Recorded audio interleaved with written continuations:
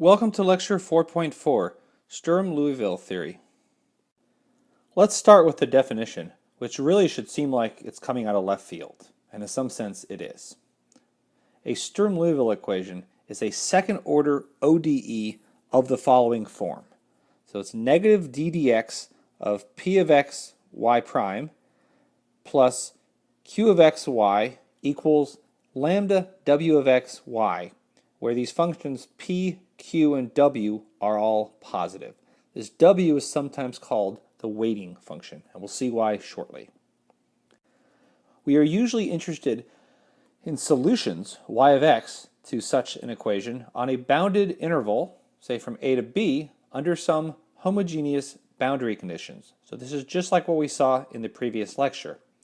So this is alpha 1 y of a plus alpha 2 y prime of a equals 0, and beta 1 y of b plus beta 2 y prime of b equals 0, homogeneous because of these zeros.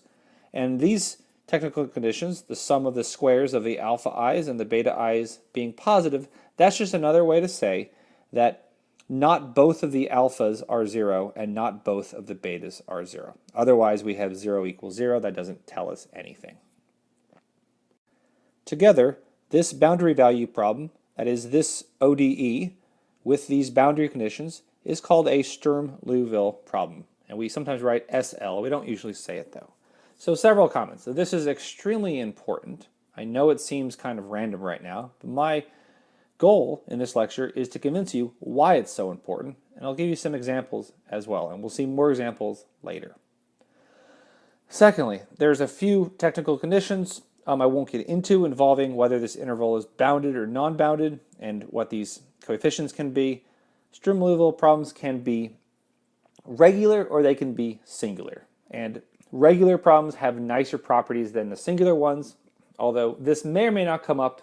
It's not that big of a deal for the main ideas. Okay, here's another way to think of a Sturm-Liouville equation, which may seem like it's even further out in left field, but bear with me for a few moments. So consider the following linear differential operator L. So this is 1 over w times negative d dx times the quantity p of x d dx, this is also an operator, plus q of x. So this is a linear differential operator, and I claim that we can think of this Sturm-Liouville equation using this operator rather nicely.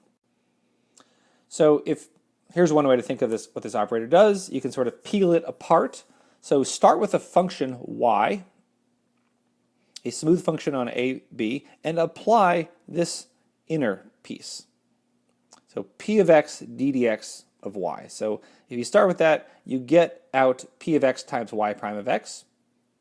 Okay, now from here, apply the following differential operator, 1 over wx, or negative 1 over wx d dx plus q of x over w of x. If you do that, now you can do that because w is positive, then you get out this complicated thing, which is the left-hand side of the Sturm-Liouville equation divided by w of x. Okay, so why do you want to think of it this way? Well, now, this Sturm-Liouville equation is just an eigenvalue equation. In other words, Ly equals lambda y.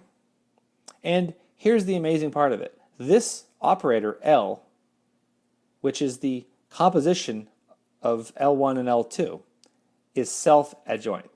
So that's going to mean a lot of really nice things. In particular, the eigenvalues are going to be real, and the eigenfunctions are going to be orthogonal. And that's why we care so much about this.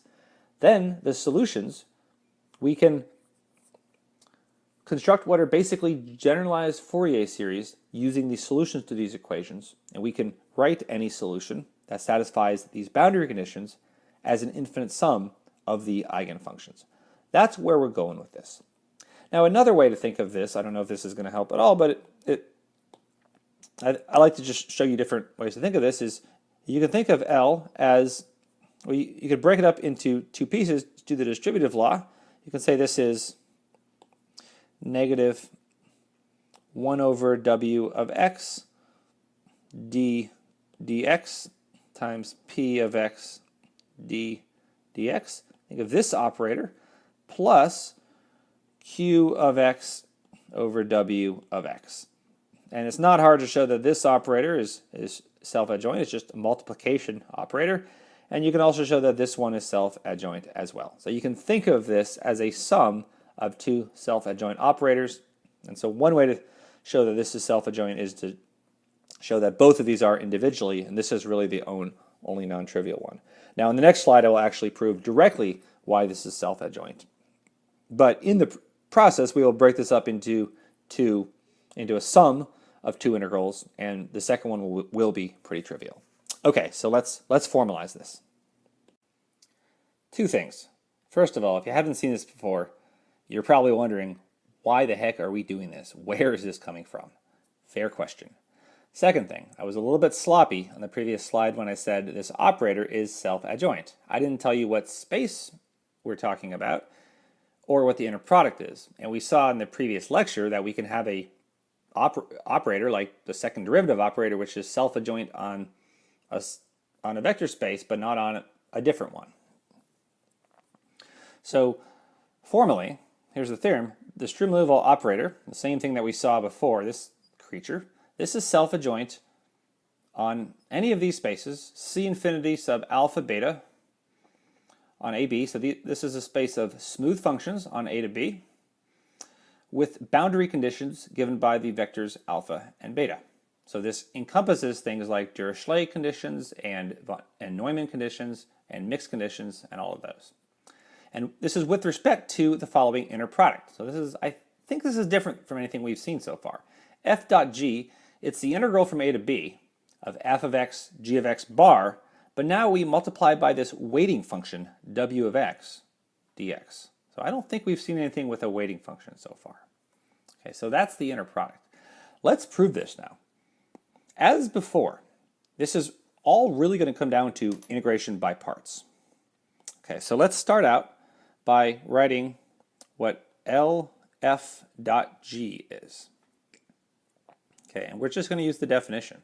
And then I'm going to show that that's equal to F dot LG. So LF dot G is the integral from A to B of G of X bar times LF times W of X dx. And that, let's copy down what this creature is. That is the integral from A to B of G of X bar, and now this LF, I want to write down what that is. So that is negative P of X F prime of X, and the derivative of that product, plus Q of X F of X and bracket dx. Okay, let's break this up into two integrals. So the first integral is, I'm going to use red for this, negative integral from A to B. So I'm just going to do the distributive property here. The first term is going to come here, so that's where the negative sign comes from. So this is G of X bar times P of X F prime of X, quantity prime dx, and then what's left over is the integral from A to B of f of x g of x bar times q of x dx. Okay, now this first integral we want to integrate by parts. So I'm going to do that over here. I'm going to say let u be equal to g of x bar. So du is the derivative of that, which is g prime of x bar. Derivatives and complex conjugations commute. So dv, oh, let me erase that. That's minor detail. Let me put a dx after that. And then dv, so this whole thing here is going to be dv, and this thing here is going to be u. So dv is p of x f prime of x prime dx. So I should say dv, I should really include the dx. And then v is just the derivative of this, or sorry, the integral, and that cancels with the derivative, so that's just p of x f prime of x. Okay, now let's plug these back in. So this is equal to, so let's put the negative sign out front. And now let's put u times v, so the u times v, I'm gonna alphabetize these. So this is f prime of x times g of x bar times p of x from a to b,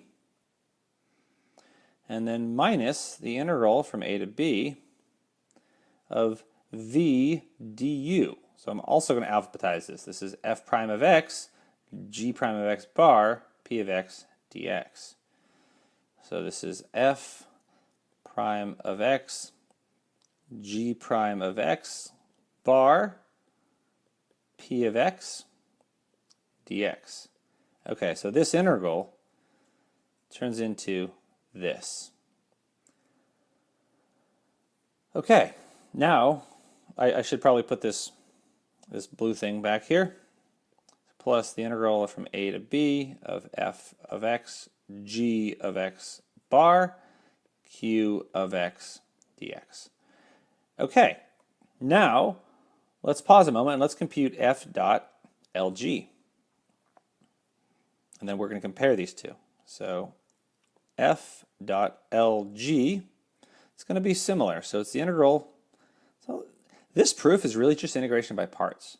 It's messy, but it's not that complicated. What's going to happen is basically this thing, I'll just tell you, is going to be, this term is going to be the same, this term is going to be the same, and the only difference is this term, where you swap the value of f prime and g bar, and that's going to cancel because of the boundary conditions. Okay, so the integral, so f dot lg is the integral from a to b of, now we have f of x goes here, and lg bar goes here. So it's f times the complex conjugate of lg, and then we need that weighting function, w of x dx. Okay, so this is, like we did before, let's just plug L in for this. So we're going to take this LF, we're going to do the same thing here, just instead of F, we're going to have a G. So this is the integral from A to B of f of x, and now this big bracket thing, again, we're just copy pasting this thing here, but changing the f's into g's. So negative p of x g, well, I said same thing, but forgot that we got to put bars over it. So g prime of x, because we have a bar right here. So I'll put the bars over later. So let me just put this whole thing here. Prime plus q of x f of x dx. Okay, so now where do the bars go? So the bars, basically, there needs to be a bar on everything here. So now P is a real valued function, so I don't need to put a bar on that. And actually, same thing with Q. I don't think I said that previously, but yeah, I think I just said W and P are real valued, but I think Q should be real valued as well. Okay, so let's put a bar over G prime, and let's put a bar over. Oh, and I said, oh, I made a mistake here. What did I say? I said F. I forgot to change this F to a G. So I'm just going to do that. G of X, and now I'll put a bar there. Okay. Now, as before, let's break this into two parts. So, oops, let's get my pen back. So this first part is going to be F times this piece. So if we do that, we have, negative the integral from a to b of, now we have f of x times p of x g prime of x bar prime dx. So that should look familiar. That should look like that, sort of. Plus, it's not quite the same though. But now this last piece is the same. This last piece is f of x, g bar of x, q of x. That's exactly the same thing as f of x, g bar of x, q of x. So this is the integral from a to b, f of x, g of x bar, q of x dx. So notice that what I'm gonna box these things are the same.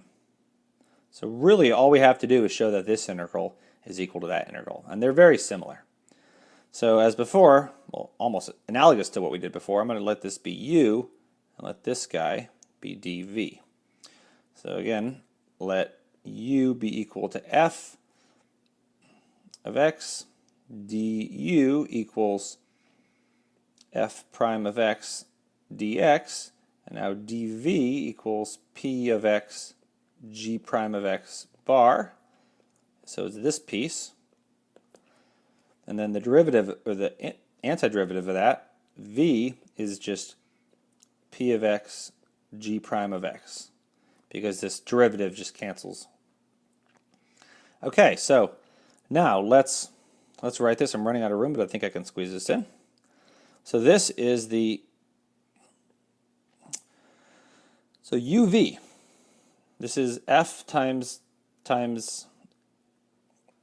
p of x, g, I should say g prime of x. I need to put a bar in there. So uv, let's see what this is. Let's write this down. F of x times g prime of x bar, p of x from a to b, minus v du. So v du, this is f prime of x, g prime of x, bar, p of x. That's exactly what we had up here. v du, f prime of x, g prime of x, bar, p of x. It's the same thing. So minus integral from a to b, f prime of x, g prime of x, p of x dx. And then plus this little integral. So integral a to b, f of x, g of x bar, q of x dx. So again, this integral that I'm boxing, this is the same, all four of these pieces. Now, this piece, that's the same here. I think I'm going to put this in a, I'm not going to box it, but I'm going to put it in like a little cloud. So this, obviously I need practice with making my clouds. So now what's left? All we have to do is show that this guy here and that guy here are the same. That's all that is left to show. So let me write that on top, and I'll put this in a different color. So let's put it up here. So need to show that f prime of x, g of x bar, p of x from a to b equals f of x, g prime of x bar, p of x from a to b. So the only difference here is, here we have f prime and g bar, and here we have f times g prime bar. And what I haven't written up, but maybe I should, I guess we didn't have room for this, is what these boundary conditions are. So these are alpha 1, so alpha 1 f of a plus alpha 2 f prime of A equals 0, and beta 1 f of B plus beta 2 f prime of B equals 0. And this doesn't only hold for f, but it also holds for g as well, because both of these are in this space of functions. So I'm actually going to leave this as an exercise because we did something basically almost exactly like this in a previous lecture. If you remember, we did integration by parts. We had, or I think it was the last lecture. It might have been one before. I've been recording a lot of these lately. But it was essentially the same thing. Remember, let me just outline how it goes. So at least one of these alphas is non-zero. So suppose alpha 2 is non-zero. Then what we can do is we can isolate. We can solve for f prime of A, and we can say that f prime of A equals negative alpha 1 over alpha 2 f of A. And then up in here, every time we have an f prime of A, so when we plug this in, we're going to get 6 terms, right?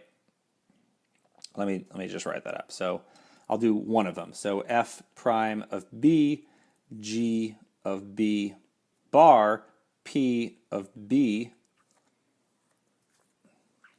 minus f prime of A, g of A bar, p of A. So we want to show that that is equal to the similar thing right here. So what we do is whichever alpha is non-zero, or if both of them are non-zero, just take one of them, solve for that corresponding term, and we get that, oops, I said f prime of x, what I meant to say is f prime of A. So now, up here when we have f prime of A, we can replace that with this f of A times negative alpha 1 over alpha 2. And similarly, we can do the same thing for g prime of, which one is it? So g prime of A, over in this equation, we're going to have a g prime of A, and we can do the same thing when we have a g prime of A bar. We can replace that guy with the corresponding thing, just where this is f. So it's really exactly the same argument that we did in a previous lecture, so I'm not going to repeat it again. I think the main thing to see here is this is a alpha joint operator with respect to this inner product, and the proof of this is basically just showing that LF.G is equal to F.LG, and what you do is you use the definition. You break it up, use integration by parts, and you get 3 terms. 2 of these, in both cases, are identical. And then the last one, they're not quite identical, but there's a lot of symmetry.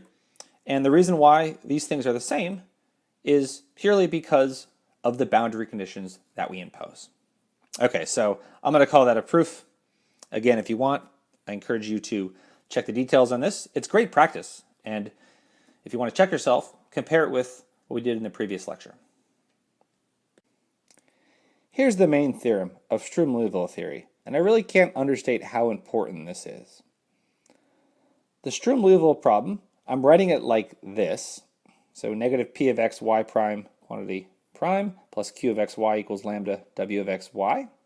Now this is a little bit different than how I wrote it before. When I introduced it, I divided through by the w of x, I put it on the left-hand side, and that was to show you that this problem is of the following form. L times y equals lambda y, where L was that weird linear operator. Writing it like this shows you that this is just an eigenvalue problem. What we want to do is we want to find all possible lambdas and all possible y's for which there is a solution. And it's not clear if there are any lambdas or how many there are. So you think of the lambdas as being like fundamental frequencies or nodes or modes of the system. And these things will come up all the time in physical problems in physics and engineering. And we'll see a lot of examples of this. Okay, so this Sturm-Liouville problem, subject to the homogeneous boundary conditions, that's this system involving y of a and y prime of a's, y of b and y prime of b, and these coefficients alphas and betas. We've seen that before. I think it's just easier to say, subject to the homogeneous boundary conditions. This has the following properties. First of all, it has infinitely many eigenvalues, and moreover, these eigenvalues can be arranged in increasing order so they diverge to infinity. In other words, they're unbounded. They don't converge to some limit or oscillate back and forth. Secondly, there is an orthonormal basis of eigenvectors or eigenfunctions yn so that every smooth function on AB satisfying these boundary conditions can be written uniquely as a linear combination of these eigenfunctions. So an infinite sum, possibly infinite sum, from n equals 1 to infinity of Cn yn of x. So think of this as like a generalized Fourier series. And that's actually what they're called. Okay, so several comments about this. First of all, the proof. The proof that there are infinitely many eigenvalues is difficult. It's way beyond the scope of this class. It's advanced graduate level material. It's not something that I know how to do offhand. I could look it up and read about it and figure it out, but it's not something that most people simply know how to do. It's specialized. So I want you to take this as a fact. It's a little bit easier to show that these things I think diverge to infinity. I think you can use some sort of energy argument. If you want, you can Google that, but also beyond the scope of this class.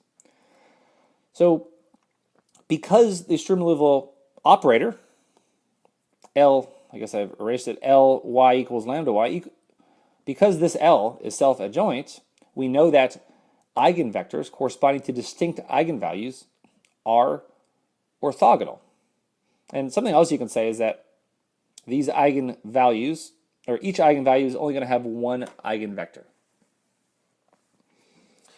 So it's elementary. We've already shown that distinct eigenvectors or eigenfunctions are orthogonal, but it's also advanced and not clear why they actually form an orthonormal basis. In other words, why is this property true? This is also something that's beyond the scope of the class, and you could assume that it is fact. But this is why it is so important, and it all boils down to the fact of L being self-adjoint. Here's an amazing remark. Every second-order linear homogeneous ODE, something like this, y double prime plus p of x y prime plus q of x y equals 0, can be written as a Sturm-Liouville equation called its self-adjoint form. I'm not going to say too much about this, but basically this is saying that we can take a second-order ODE and we can write it so solutions to it are eigenfunctions to an equation of the form Ly equals lambda y, where L is a Sturm-Liouville operator. I guess it's not quite this thing, but it's close. And lambda are the eigenvalues. Now, this should seem very vague now. I think the best thing to say is wait until, I think, 2 lectures from now, and we will, maybe it's the next lecture. I think it's 2 lectures from now, we will do a lot of these examples. Things that actually arise in physics and engineering. Things like Chebyshev's equation, Legendre's equation, and Hermite's equation. Returning to the more immediate present, what we'll be doing in this lecture is given a Sturm-Liouville problem, say Ly equals lambda y, with boundary conditions, of course, we want to do 2 things. First of all, we need to find its eigenvalues. Find all possible lambdas. And secondly, find its eigenfunctions. So find the solutions to this ODE, and these things happen to be orthogonal. And remember, that's orthogonal with respect to the following inner product. F dot g is the integral from a to b, f of x, g of x bar, w of x dx. And once we have that, we can write any function that satisfies this ODE and these boundary conditions using these eigenfunctions in a generalized Fourier series type thing like this. So in the next lecture, we will study these generalized Fourier series and do some examples. And in the final lecture, I don't know if it's the final, but in the lecture after that, we will look at some common ODEs that come up in physics and engineering and put them in self-adjoint form and solve them and use Sturm-Liouville theory to find a basis and to construct this generalized Fourier series. Let's do some examples. And I'm calling these familiar examples because everything I'm going to show you we've actually solved before. I just want to show you how it fits into this framework. So recall that a Sturm-Liouville equation is a second order ODE of the following form. So this involves functions p and q and this weight w. And we're usually interested in solutions on a bounded interval AB under some homogeneous boundary conditions. And together this is called a Sturm-Liouville problem. We're going to finish this lecture with a series of 4 familiar examples.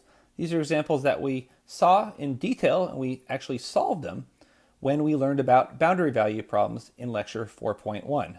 What I didn't tell you at the time is when we were finding lambda, we were secretly finding the eigenvalues to a Sturm-Liouville equation. And when we found the solutions, we were finding the eigenfunctions. Okay, so here's the first example. This is when we have Dirichlet boundary conditions on a very simple ODE, negative y double prime equals lambda y, and y of 0 equals 0, and y of L equals 0. This is a Sturm-Liouville problem. And this is easy to see by looking at the definition that this ODE is what you get when p of x equals 1, q of x equals 0, and the weighting function w of x equals 1. And the boundary conditions, these arise when alpha 1 and beta 1 are both equal to 1, and alpha 2 and beta 2 are both equal to 0. That's why these are called type 1 boundary conditions, alternatively, because the alpha and beta 1s are non-zero. Now let me say a technical point. In example 4.1, we actually made this a positive y double prime instead of a negative y double prime because it seemed natural. Why would I make it negative when that could get absorbed into the lambda? But I'm making this negative here because of the negative sign in the definition of a Sturm-Liouville equation. So when we solved this example, recall that we did 3 cases. So we had case 1 where lambda was equal to 0, case 2 where lambda was equal to omega squared, in other words it's positive, and then case 3 is when lambda was equal to negative omega squared and forcing it to be negative. And in these first 2 cases, we got no non-trivial solutions. We got that y was equal to 0. So we focused our attention in the last case. And remember, as I said before, our ODE here, it was positive y double prime equals lambda y.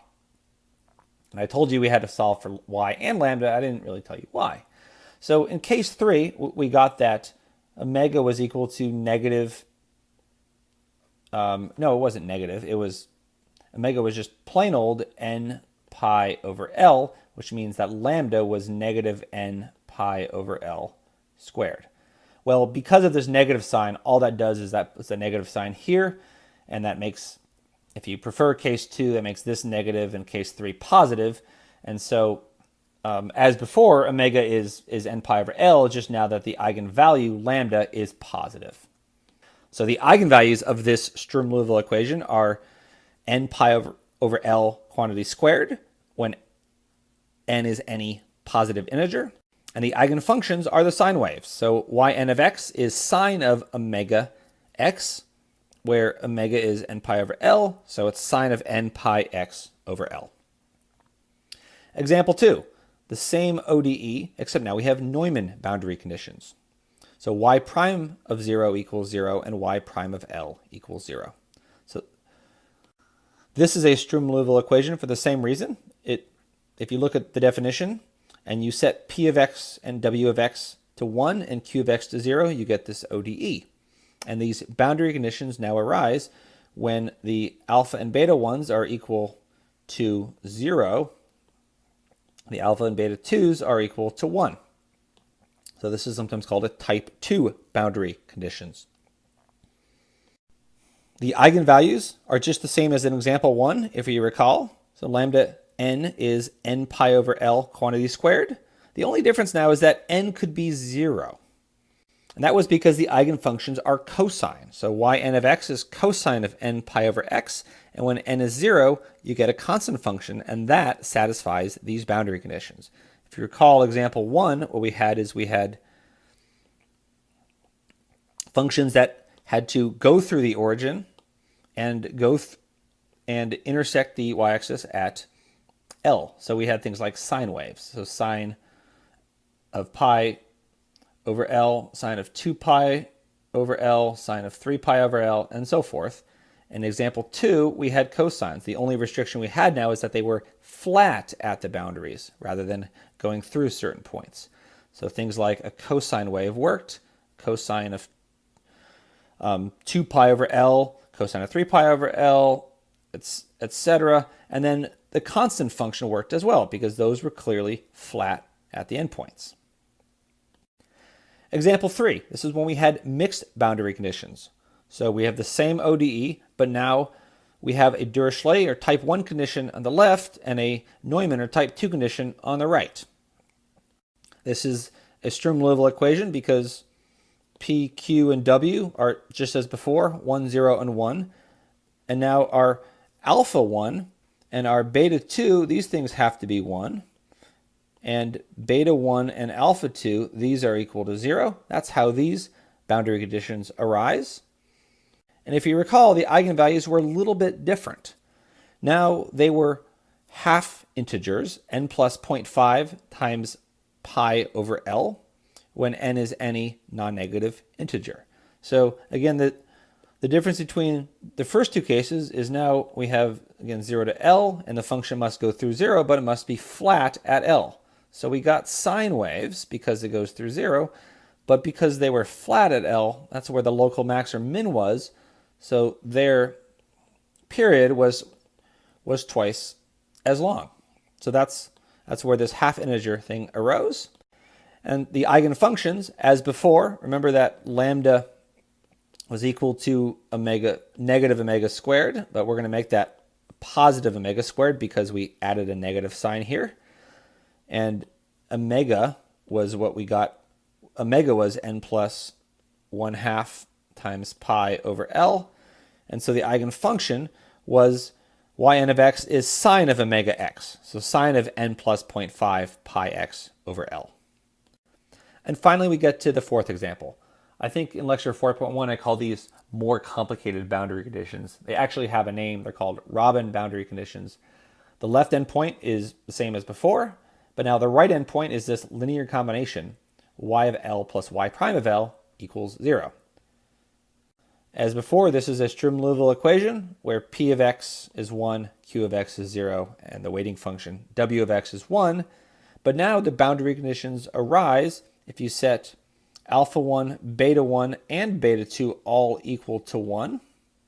Again, the last one is because we have this linear combination, and then alpha 2 is equal to 0. You can imagine how much more complicated these boundary conditions can be. You can, instead of having 1, 1, 1, 0, you can have any 4 real numbers as long as both alphas are not 0 and both betas are not 0. The eigenvalues here, this was more complicated. We didn't get a closed form solution. What we got, if you recall, this is the one where we had that graph of the tangent function. And so to find the eigenvalues, we actually had to solve this equation. We had to find the intersection of tangent of Lx and y equals negative x.